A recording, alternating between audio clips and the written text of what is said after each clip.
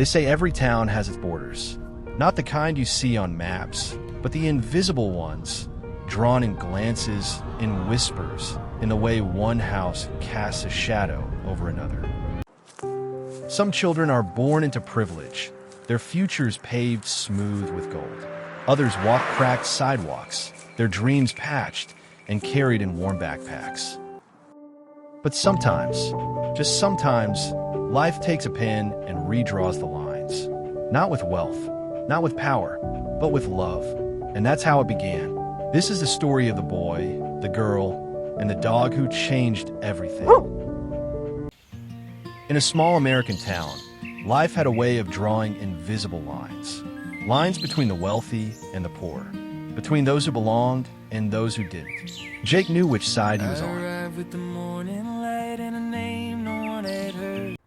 His sneakers were worn thin, his backpack patched more times than he could count.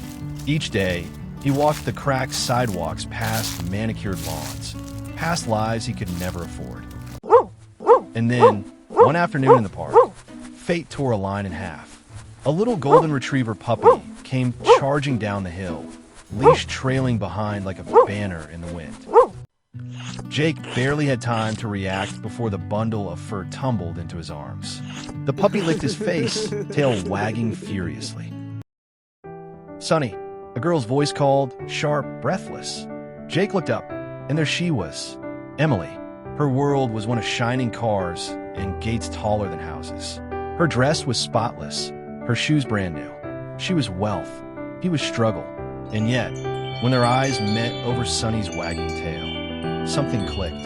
The kind of click you never forget. Sonny became their excuse, their bridge, their reason to meet again. In the mornings, and again, in the afternoons, and again, even in the evenings.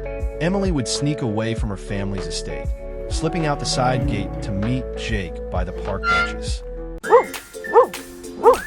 Together, they trained Sonny, Jake tossing sticks, Emily laughing when Sonny refused to return them. Sonny also ran around the park, having fun, while Jake and Emily tried to catch up with him. He was so full of energy. They talked about dreams, about the stars, about everything their parents never understood. Jake confessed his hope of becoming an architect. Emily whispered how trapped she felt inside her parents' polished world. For Jake, it was the first time someone looked past the holes in his shoes. For Emily, it was the first time someone saw her, not her money. But happiness never stays hidden for long. Not for Emily. Her parents noticed the change. They were getting uncomfortable. The chauffeur reported. The dinners grew cold with suspicion. "Stay away from him, Emily," her father warned. "He is not your world." But Sonny didn't care, and neither did Emily. At school, the whispers started.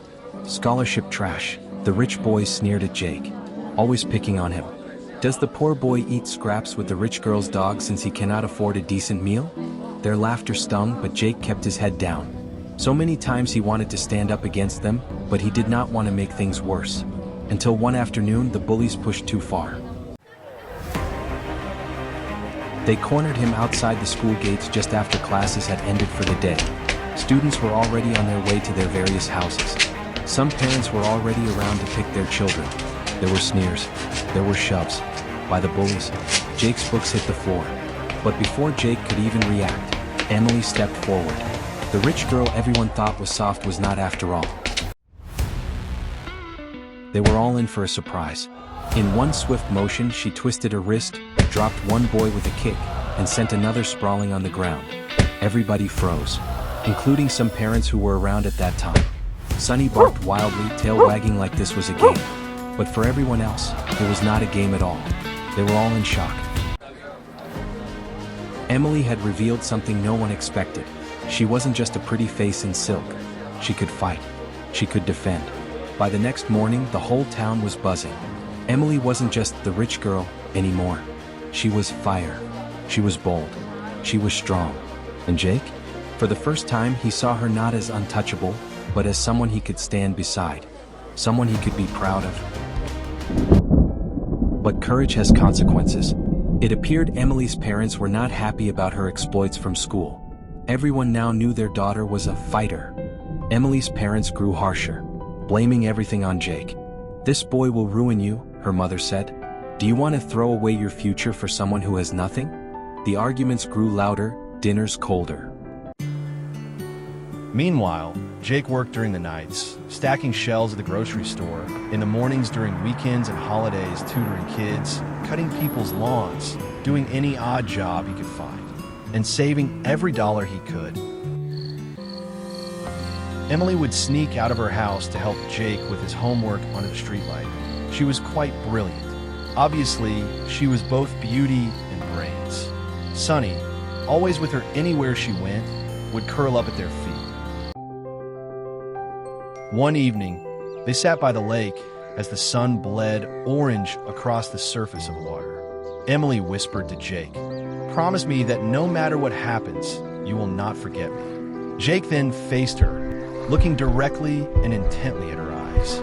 He squeezed her hand, then told her, "Not in 1,000 lifetimes," but the world was already pulling them apart. The days grew quieter after that night by the lake. Emily's parents had made up their minds. A week later, her father's voice cut through the air like glass. "You're leaving for Switzerland. Tomorrow, you'll start at a finishing school there, one more fitting for your future." Tears filled Emily's eyes as she packed. Outside, Sunny whined softly, sensing the storm in her heart. Emily's lips trembled. She wanted to argue, but all she could think of was Jake, the boy who made her laugh, the boy her parents could never understand. That same night, across town, Jake received a letter in the mail. He held the letter in shaking hands. A full scholarship to a prestigious university in another state. A dream come true. He could finally study architecture, the thing he'd whispered to Emily about under the stars. But as the words sank in, so did the silence. It was everything he'd dreamed of, and yet it felt hollow, because dreams mean leaving things behind.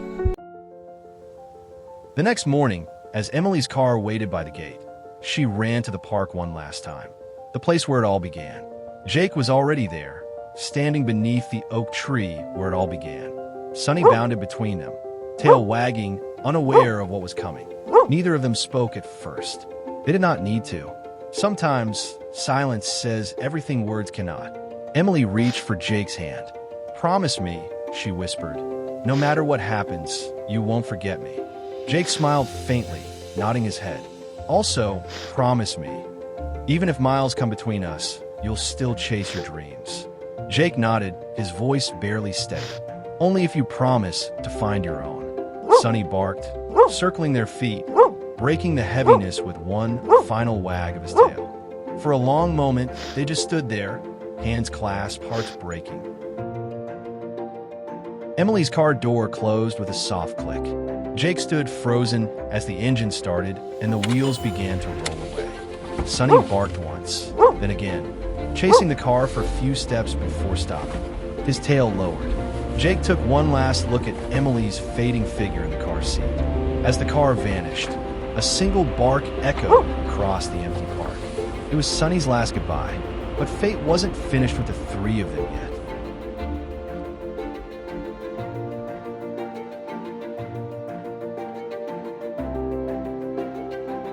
Thanks for viewing the first part of this unequal love story. Please stay tuned to the concluding part of this story on this channel soon. You'll be glad you did. I also hope you have subscribed to the Unequal Love channel.